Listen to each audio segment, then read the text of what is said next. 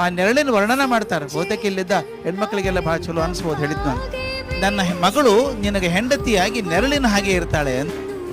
ತಾವು ಗಮನಿಸಿರ್ಬೇಕು, ನೆರಳು ಯಾವಾಗಲೂ ಅಂಟ್ಕೊಂಡಿರೋದು ಕಾಲಿಗೆ ಅಂಟ್ಕೊಂಡಿರ್ತದೆ. ಅಡ್ಡಾಡ್ ನೋಡ್ರಿ, ಎಲ್ಲರೇ ತಲೆಗೆ ಅಂಟ್ಕೊಳ್ಳೋದಿಲ್ಲ, ಕಾಲಿಗೆ ಅಂಟ್ಕೊಂಡಿರ್ತದೆ. ಯಾವ ಭಾಗ ನೆಲ ಮುಟ್ತದ ಅಲ್ಲಿಂದಾನೇ ನೆರಳು ಶುರು.